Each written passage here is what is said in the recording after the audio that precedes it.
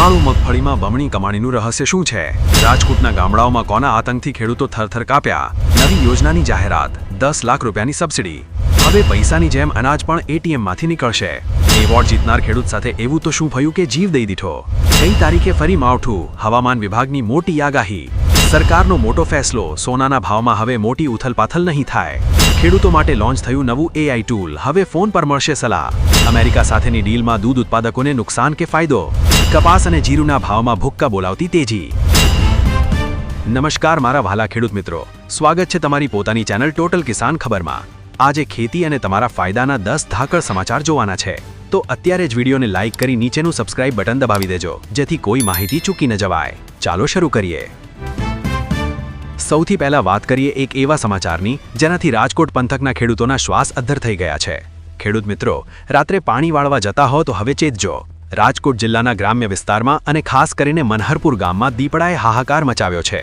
વાત જાણે એમ છે કે છેલ્લા 8 દિવસમાં 1-2 નહીં પણ 7 જેટલા પશુઓનું મારણ દીપડાએ કર્યું છે. ગામના લોકોનું અને પ્રત્યક્ષદર્શીઓનું કહેવું છે કે 1 નહીં પણ 2 દીપડા ફળે છે. વિચાર કરો, એક ખેડૂત બિચારો રાત્રે અંધારામાં ટોર્ચ લઈને ખેતરે જાય અને સામે સાક્ષાત મોત ઊભું હોય તો તેની શું હાલત થાય? અત્યારે મનહરપુરમાં ડરનો માહોલ છે. કોઈ એકલા ખેતરે જવા તૈયાર નથી. અમે વન વિભાગને અપીલ કરીએ છીએ કે તાત્કાલિક પાંજરા ગોઠવો. જો કે વન વિભાગે પાંજરા મૂક્યા છે અને પેટ્રોલિંગ વધાર્યું છે, પણ દીપડો હજુ પકડાયો નથી. મારી તમને સલાહ છે કે રાત્રે ખેતરે જાઓ તો એકલા ન જતા, 2-3 જમા સાથે રહેજો અને હાથમાં લાકડી કે અવાજ કરવાનું સાધન રાખજો. જાન છે તો જહાન છે, આ વાત ભૂલતા નહીં. હવે વાત કરીએ હવામાનની, કારણ કે ખેડૂતનો સૌથી મોટો દુશ્મન અને દોસ્ત બંને હવામાન જ છે. અત્યારે તમે જોયું હશે કે દિવસે ગરમી લાગે છે અને રાત્રે ઠંડી લાગે છે. બેવડી ઋતુ ચાલી રહી છે. પણ હવે હવામાન વિભાગ અને નિષ્ણાતો જે કહી રહ્યા છે તે તમારે સાંભળવું પડશે. ઉત્તર ગુજરાતના ખેડૂતો ખાસ કાન ખોલીને સાંભળે. હવામાન નિષ્ણાત અથર્યા શેટ્ટીના જણાવ્યા મુજબ 19 ફેબ્રુઆરીની આસપાસ ફરીથી માવઠાની શક્યતા છે. શિયાળો હજુ ગયો નથી, ત્યાં માવઠાનો ડર આવી ગયો છે. અત્યારે જીરું, વરિયાળી અને ઈસબગુલ જેવા પાકો તૈયાર થવાની અણી પર છે. ત્યારે જો વરસાદ થાય તો નુકસાન મોટું થઈ શકે છે. બીજી બાજુ હવામાન વિભાગના પ્રદીપ શર્મા સાહેબ કહે છે કે હાલ વાતાવરણ શુષ્ક રહેશે, પણ પછી તાપમાન વધશે. કચ્છ અને સૌરાષ્ટ્રમાં ગાઢ ધુમ્મસ જોવા મળી શકે છે. ધુમ્મસ આવે એટલે જીરુમાં ચરમી અને કાળીઓ આવવાની ભીતિ રહે. એટલે ખેડૂત મિત્રો, પાક તૈયાર હોય તો જલ્દી ઉતારી લેજો અને ખુલ્લામાં ન રાખતા. 19 તારીખ યાદ રાખજો. ત્યાં સુધી વાતાવરણ પર નજર રાખજો અને સાવચેત રહેજો. ચાલો મિત્રો, ડર પછી હવે થોડી સારા સમાચારની વાત કરીએ. સરકારે ખેડૂતો અને સામાન્ય માણસ માટે એક ક્રાંતિકારી પગલું ભર્યું છે. અત્યાર સુધી તમે એટીએમમાંથી પૈસા કાઢતા હતા, હવે અનાજ પણ નીકળશે. હા મિત્રો, તમે સાચું સાંભળ્યું. આપણા ગૃહમંત્રી અમિત શાહે અનાજ એટીએમ અને ડિજિટલ કાર્ડ સિસ્ટમનો પ્રારંભ કરાવ્યો છે.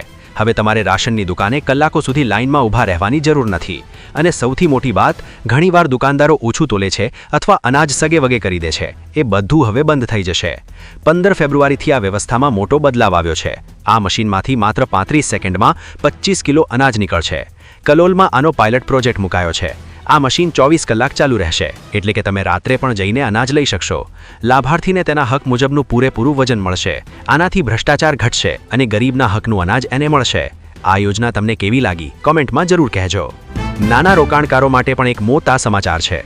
સેબીએ સોના ચાંદીના ભાવમાં જે મોટી વધઘટ થાય છે તેને રોકવા માટે નવા નિયમો બનાવ્યા છે. ઘણીવાર એવું બને કે સોનાના ભાવમાં એક જ દિવસમાં મોટી ઉથલપાથલ થાય અને સામાન્ય માણસ ગભરાઈ જાય. હવે સેબીએ સેફટી લિમિટ એટલે કે સર્કિટ લિમિટ નક્કી કરી છે. હવે એક દિવસમાં ભાવો બહુ વધી કે ઘટી નહીં શકે. શરૂઆતમાં 6% અને બહુ થાય તો 20% સુધી જ ભાવ ફરી શકશે. જો ભાવ આ મર્યાદા વટાવે તો 15 મિનિટ માટે ટ્રેડિંગ રોકી દેવામાં આવશે, જેથી બજાર શાંત થાય. આનાથી જે ખેડૂતો પોતાની પરસેવાની કમાણી સોનામાં રોકે છે તેમને સુરક્ષા મળશે. અચાનક ભાવ તૂટી જવાનો કે મોટા નુકસાનનો ડર હવે નહીં રહે. આ નિર્ણયથી બજાર વધુ સુરક્ષિત બનશે અને ખેડૂતો નિશ્ચિંત થઈને રોકાણ કરી શકશે. હવે થોડા દુઃખદ સમાચાર તરફ નજર કરીએ, જે સાંભળીને દરેક ખેડૂતનું કાળજું કંપી જશે. મિત્રો, કેરળના કન્નૂર જિલ્લામાં એક એવા ખેડૂતે આત્મહત્યા કરી છે જેમને રાજ્ય સરકારે શ્રેષ્ઠ ખેડૂતનો એવોર્ડ આપ્યો હતો. વિચાર કરો, જે માણસ ખેતીમાં એવોર્ડ જીત્યો હોય, જે બીજાને રસ્તો બતાવતો હોય, એ માણસ દેવાના ડુંગર નીચે દબાઈને જીવ દઈ દે છે. તેઓ હંમેશા કહેતા કે ખેતીમાં હજારો લોકોને રોજગારી આપી શકાય છે, પણ આર્થિક સંકટ સામે તેઓ હારી ગયા. પોલીસ તપાસમાં સામે આવ્યું છે કે લાખો રૂપિયાનું દેવું થઈ ગયું હતું અને આબરૂ જવાના ડરે એમણે આ પગલું ભર્યું. ખેતરમાં ગંભીર હાલતમાં મળ્યા અને હોસ્પિટલમાં દમ તોડ્યો. હું તમને એટલું જ કહીશ કે દીવું કરીને ખેતી કરવામાં જોખમ છે. કોઈ પણ મુસીબત આવે પણ જિંદગી ટૂંકાવવાનો વિચાર ક્યારેય ન કરતા. સરકાર સુધી પણ આ વાત પહોંચવી જોઈએ કે ખેડૂત માત્ર એવોર્ડથી નહીં પણ પોષણક્ષમ ભાવથી જ સુખી થશે. ટેકનોલોજીની દુનિયામાં પણ એક ધડાકો થયો છે. 17 ફેબ્રુઆરી એટલે કે આજે જ સરકારે ખેડૂતો માટે ભારત વિસ્તાર નામનું એક AI ટૂલ લોન્ચ કર્યું છે. હવે તમને થશે કે આ AI વળી કઈ બલા છે? તો સરળ ભાષામાં કહું તો આ તમારો ડિજિટલ ખેતીવાડી અધિકારી છે. જયપુરમાં કેન્દ્રીય કૃષિ મંત્રી શિવરાજસિંહ ચૌહાણે આનું ઉદ્ઘાટન કર્યું છે. તમારે હવે કોઈને પૂછવા જવાની જરૂર નથી કે કઈ દવા છાંટવી કે કયું બિયારણ વાપરવું. તમારે માત્ર 155-261 નંબર પર ફોન કરવાનો અથવા મોબાઈલ એપ ખોલવાની. આ ભારત વિસ્તાર તમને આપણે ગુજરાતી ભાષામાં બધું સમજાવશે. હવામાન કેવું રહેશે, બજાર ભાવ શું છે, જીવાત આવી છે તો શું કરવું, સરકારી યોજનાઓ કઈ છે, આ બધું જ તમને સેકન્ડોમાં જાણવા મળશે. તેમાં ભારતી નામની એક એસિસ્ટન્ટ છે જે તમારી સાથે વાત કરશે. એટલે હવે સ્માર્ટફોનનો ઉપયોગ માત્ર વિડીયો જોવા નહીં પણ ખેતી સુધારવા માટે કરજો. હવે એક ગંભીર અને વિવાદાસ્પદ સમાચાર. ભારત અને અમેરિકા વચ્ચે એક મોટી ટ્રેડ ડીલ થવા જઈ રહી છે અને તેને લઈને રાજકારણ ગરમાયું છે. રાહુલ ગાંધીએ આરોપ લગાવ્યો છે કે આ ડીલ ખેડૂતો સાથે વિશ્વાસઘાત છે.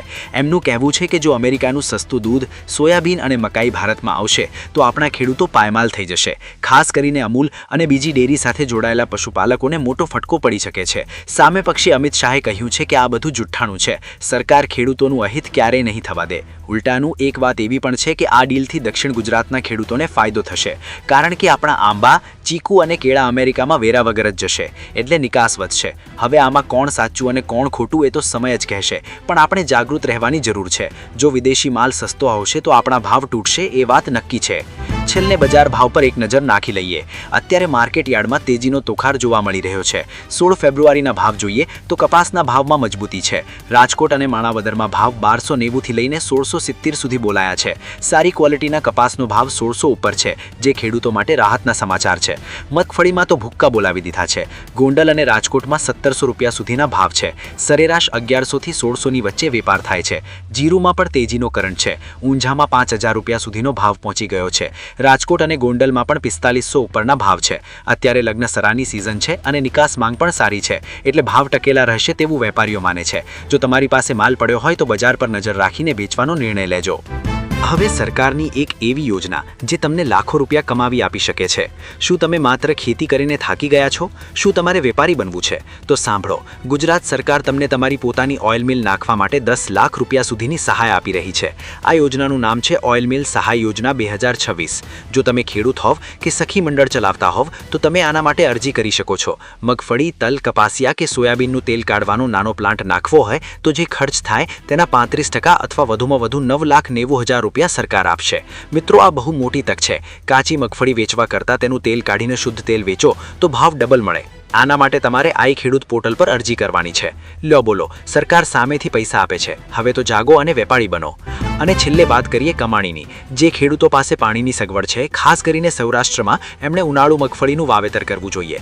કૃષિ વૈજ્ઞાનિક રમેશ રાઠોડ સાહેબ કહે છે કે ચોમાસા કરતાં ઉનાળુ મગફળીમાં 1.5 થી 2 ગણું ઉત્પાદન મળે છે. કારણ શું? તો કે ઉનાળામાં 25 થી 30 ડિગ્રી તાપમાન મગફળીને બહુ માફક આવે છે. બીજું, ઉનાળામાં વરસાદનો ડર નથી હોતો. આપણે ધારીએ ત્યારે પાણી આપી શકીએ. નિંદામણ ઓછું થાય છે અને રોગ જીવાત પણ ઓછા આવે છે. એટલે દવાનો ખર્ચ ઘટે અને ઉત્પાદન વધે. જો તમારી પાસે બોરમાં પાણી હોય તો ઉનાળુ બાજરી કે જુવારને બદલે મગફળી વાવજો. બહુ ફાયદો થશે. અત્યારે બજારમાં મગફળીના ભાવ પણ સારા છે. એટલે સોનામાં સુગંધ ભળે તેવી વાત છે. તો ખેડૂત મિત્રો, આ હતા આજના 10 મોટા સમાચાર. આપણે જોયું કે એક તરફ દીપડાનો ડર છે તો બીજી તરફ સરકાર સબસિડી પણ આપે છે. બસ જરૂર છે સાવચેત રહેવાની અને નવી યોજનાઓનો લાભ લેવાની. આ વિડીયો તમારા વોટ્સએપ ગ્રુપમાં શેર કરજો. હું છું તમારો મિત્ર, રજા લઉં છું. રામ રામ. જય જવાન, જય કિસાન.